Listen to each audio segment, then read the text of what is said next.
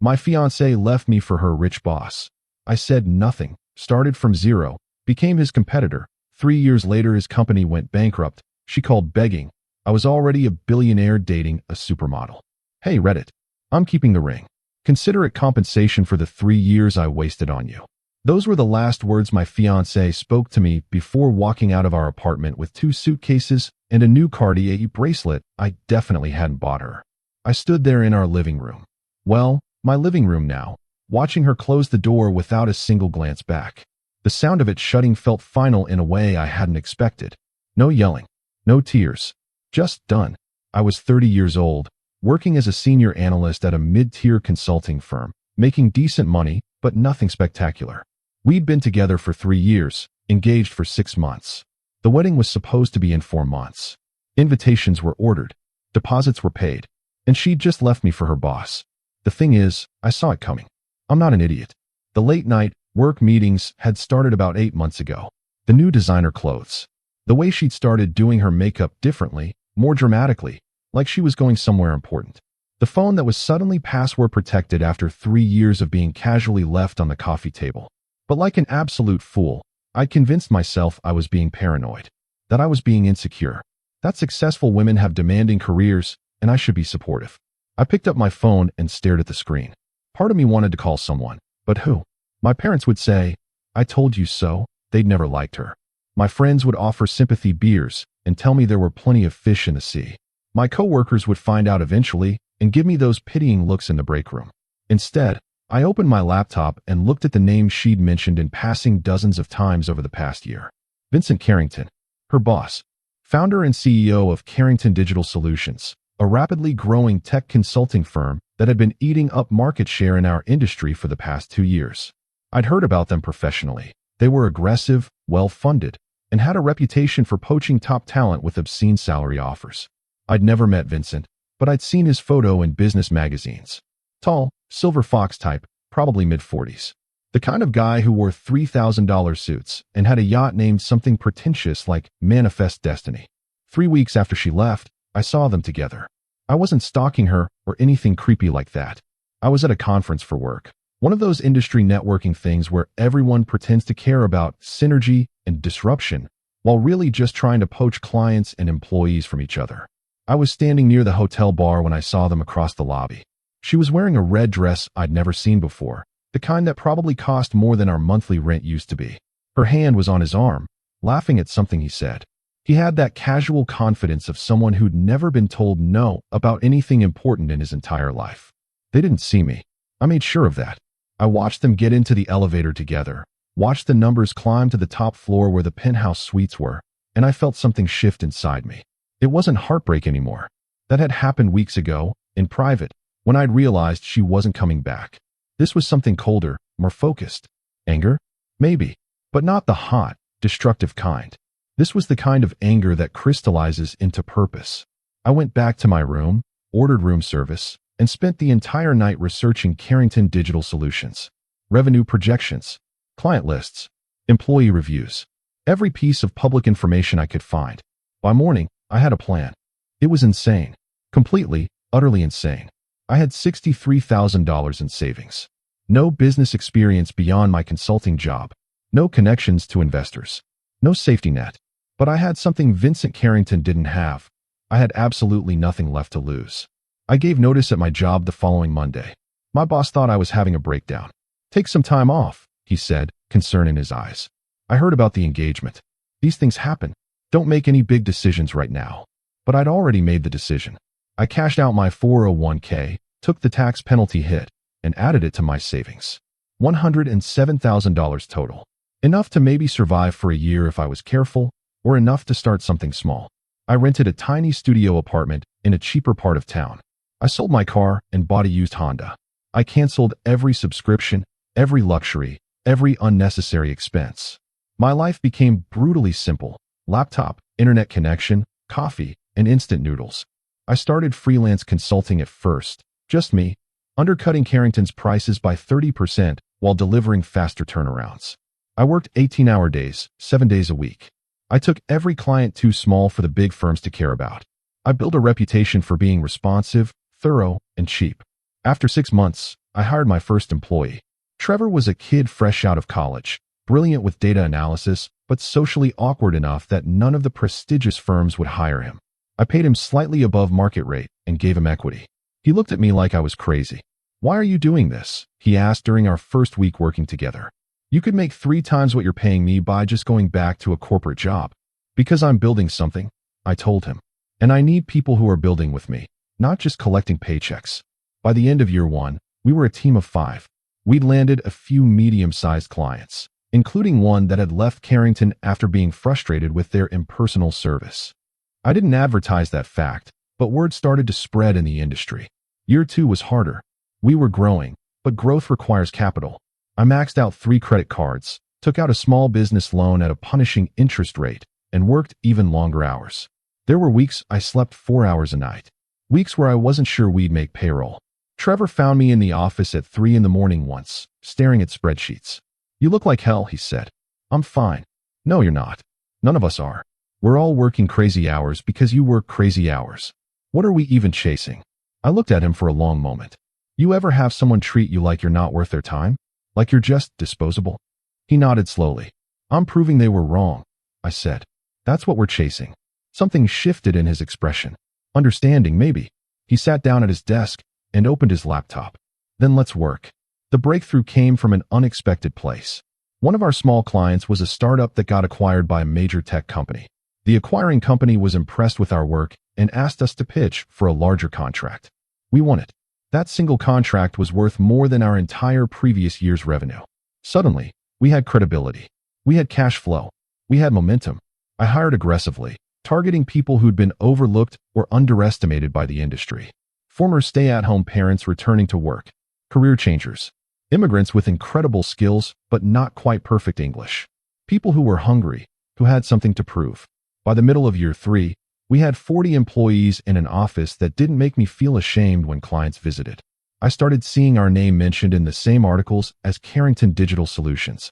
Industry analysts were calling us the scrappy upstart and the David to Carrington's Goliath. One article called me the consultant who built an empire on empathy. I'd never told anyone about my personal motivation. As far as the industry knew, I was just another ambitious entrepreneur who'd taken a risk and gotten lucky. The truth was messier than that, but the results were real. We started winning clients directly from Carrington, not by poaching them aggressively, but by being better, more responsive, more innovative, more willing to customize solutions instead of forcing clients into predetermined packages. Carrington noticed. They tried to compete on price, but they couldn't match our efficiency. They tried to compete on speed, but their bureaucracy slowed them down. They tried to badmouth us to clients, but it backfired when word got out, made them look desperate. I watched it all happen with a detached fascination. This wasn't personal anymore, not really. This was just business. I was simply better at it than Vincent Carrington was. Then came the lawsuit. Carrington Digital Solutions sued us for unfair business practices and intellectual property theft. It was baseless, their lawyers throwing everything at the wall to see what stuck. They claimed we'd poached their clients through inappropriate means. They claimed our similar service offerings constituted copying their proprietary methodologies. It was all nonsense, but it was expensive nonsense to defend against. My lawyer, Patricia, was blunt. "This is an intimidation tactic. They're trying to bleed you dry with legal fees until you settle or fold. How much will it cost to fight? Conservatively? $300,000. Maybe more if it goes to trial." I didn't hesitate. "Do it. Fight every single claim." "Are you sure? You could settle for less than half that." "I'm sure." The lawsuit dragged on for 9 months. During that time, we kept growing. I think the publicity actually helped us. The narrative of a small company being bullied by an industry giant resonated with potential clients. We positioned ourselves as the alternative to corporate arrogance. We won the lawsuit. Completely. The judge dismissed every claim and ordered Carrington to pay our legal fees. The business press had a field day. Carrington loses face in failed lawsuit against rising competitor. Judge rules against industry giant in bullying case. David defeats Goliath. Small consulting firm wins in court. But something else was happening too. During the discovery process for the lawsuit, we'd gotten access to some of Carrington's internal documents. Nothing privileged, just standard business records. But they revealed something interesting. Carrington was struggling financially. They'd been spending aggressively to maintain their market position, taking on debt to fund expansion, and now their revenue was declining as they lost clients to competitors, primarily us. Their burn rate was unsustainable. They were in trouble. I didn't do anything with that information directly. I didn't need to. The market was already doing my work for me. 6 months after we won the lawsuit, industry rumors started circulating. Carrington had missed payments to vendors. They'd laid off 15% of their workforce. 2 board members had resigned. 3 months after that, they filed for bankruptcy protection. The news broke on a Tuesday morning. I was in my office, a real office now, corner suite, view of the city, when Trevor knocked and came in without waiting. "Did you see?" I nodded. I'd been refreshing the news sites all morning. "How do you feel?" he asked. That was a complicated question. I'd spent 3 years building something, motivated initially by anger and hurt and the need to prove something. But somewhere along the way, it had stopped being about revenge and started being about the work itself, about the team we'd built, about the clients we served. "I feel like we did good work," I said finally. "That's all." Trevor looked at me skeptically but didn't push it. The bankruptcy was messy and public. Carrington tried to find a buyer but couldn't. The company was liquidated, assets sold off to pay creditors. Vincent Carrington personally guaranteed some of the debt, which meant he lost a significant portion of his personal wealth in the process. I watched it happen with that same detached fascination. I didn't celebrate. I didn't gloat. It was just over. My company, which I'd eventually named Horizon Solutions after realizing that numbers and focus groups didn't matter as much as finding something that felt right, continued to grow. We absorbed some of Carrington's former clients.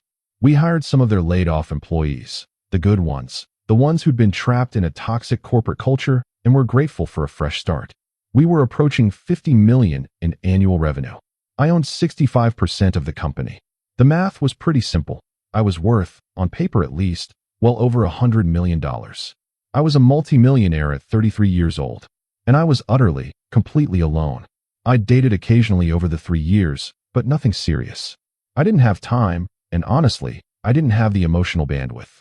I'd spent 3 years running on adrenaline and determination, and now that the goal was achieved, I felt empty. That's when I met Diana. She was doing a photo shoot in the building next to our office, something for a fashion magazine. I'd gone out to grab coffee and literally bumped into her on the sidewalk, causing her to drop her phone. "I'm so sorry," I said, picking it up and handing it back. "It's fine," she said, laughing. She had this incredible laugh, warm and genuine. I wasn't looking where I was going. We started talking. Just casual conversation, the kind you have with strangers on a busy street. She mentioned she was in town for work. I mentioned I worked nearby. Neither of us name-dropped or tried to impress the other. "Want to grab actual coffee instead of rushing back to our respective obligations?" she asked. "I'd like that." We went to a small cafe, sat for 2 hours talking about everything except what we did for work. She was funny, smart, surprisingly down-to-earth. At the end, we exchanged numbers. It wasn't until our 3rd date that I learned she was Diana Rousseau, a fairly successful model who'd been in campaigns for major brands. She'd assumed I knew and was relieved when I admitted I had no idea who she was.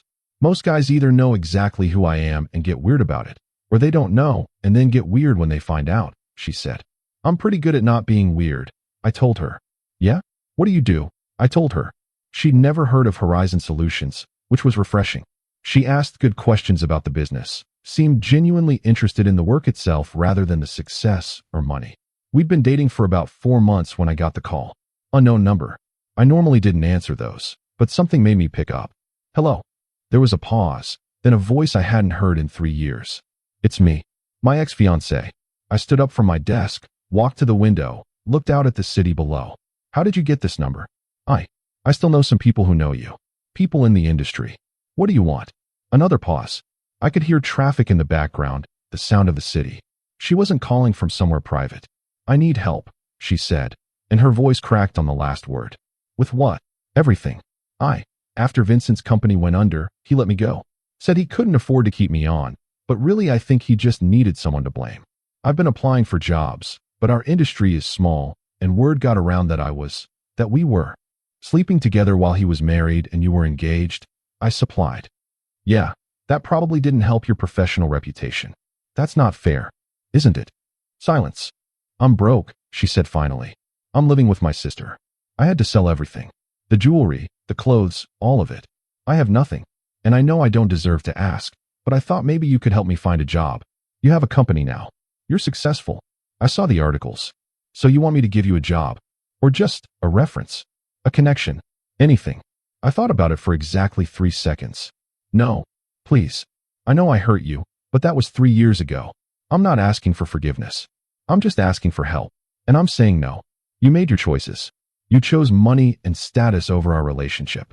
You chose to leave without any conversation or attempt to work things out.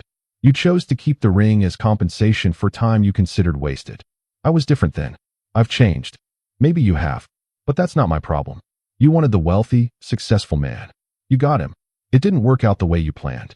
That's life. You're really going to do this? You're going to be this petty. And there it was.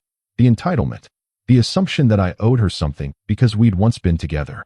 The belief that my success was somehow meant to be shared with her, even after everything. I'm not being petty, I said calmly. I'm being honest. You're not a bad person.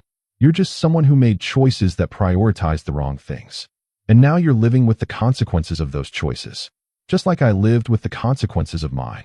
Your consequences led to you becoming a millionaire. My consequences led to me working 18-hour days for 3 years, maxing out credit cards, eating instant noodles for months on end, and building something from nothing. The money was a result of the work, not the goal. That's easy to say when you have it. You're right. It is. Doesn't make it less true. I heard her breath hitch, like she was trying not to cry. I really am sorry, she said. For what I did. For how I did it. I know you probably don't believe me, but I am. I believe you. And I forgive you, for whatever that's worth. But forgiving you doesn't mean I'm obligated to rescue you. So that's it. You're just going to let me struggle. You're not struggling because I'm letting you. You're struggling because that's where your choices led you.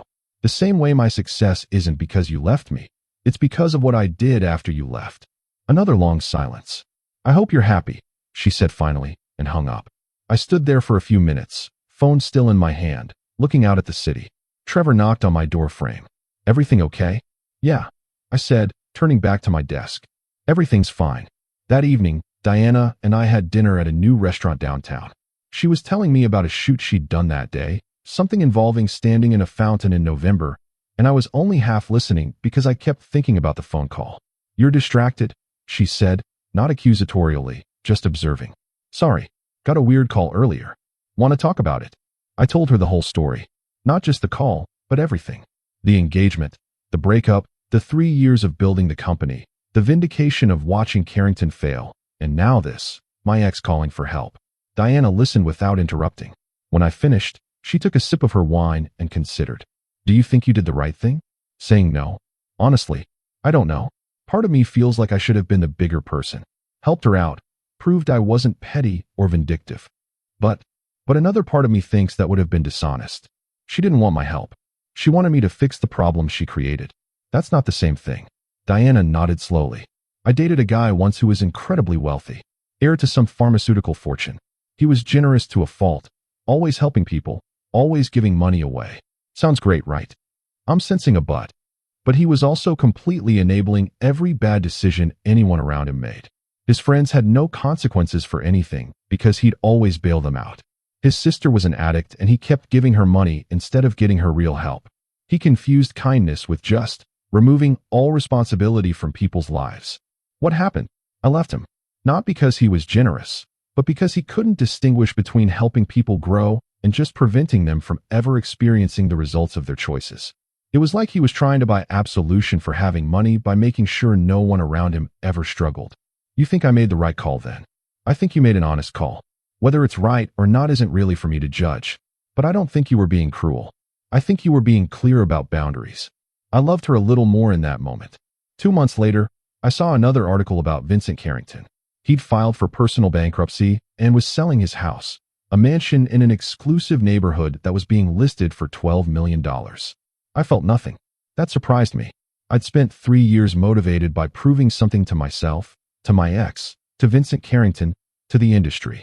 And now that it was all done, now that I'd won by every conceivable metric, I just felt neutral. The victory was empty because the goal had been shallow.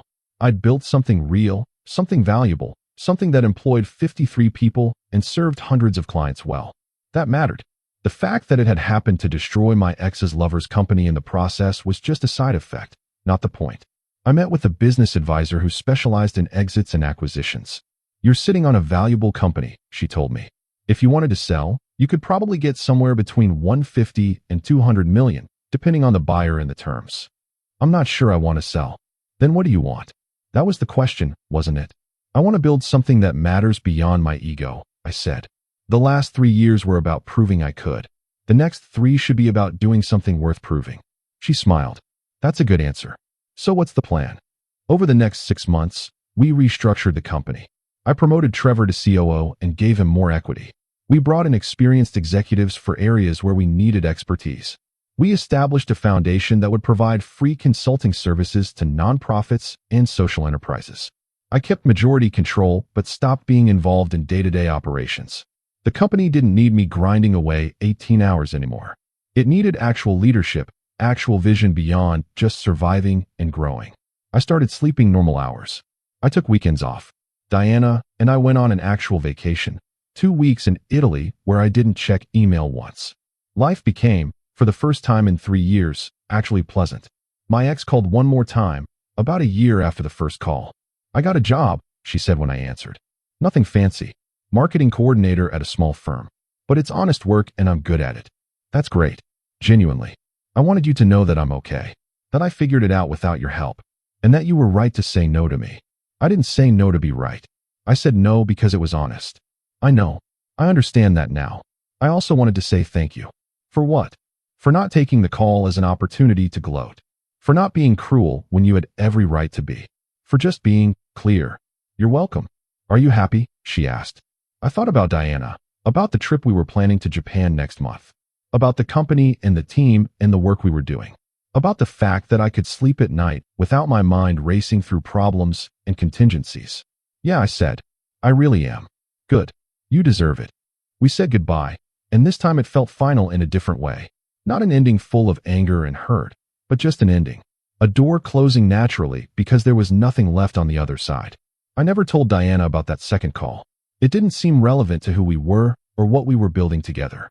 Instead, I focused on the present, on being someone who'd learned the difference between revenge and success, between proving something and building something, between running from pain and running toward purpose. 5 years after my ex walked out of our apartment with 2 suitcases and a Cartier bracelet, I was 35 years old, worth approximately $230 million on paper, dating an incredible woman who challenged me to be better, running a company that employed over 120 people, and finally, genuinely at peace. The industry still occasionally wrote articles comparing Horizon Solutions' rise to Carrington Digital's fall, framing it as a David and Goliath story. They didn't know the personal dimension, and I never enlightened them. Because here's what I learned. Revenge is hollow. Proving people wrong is satisfying for about 5 minutes. Building something real, something that matters, something that exists beyond your ego and your pain. That's what actually heals you. My ex-fiancée didn't destroy me when she left. She freed me to become someone I wouldn't have become if I'd stayed comfortable. Vincent Carrington didn't defeat me by being successful and wealthy. He showed me what not to build. A company based on appearance and arrogance rather than substance and service.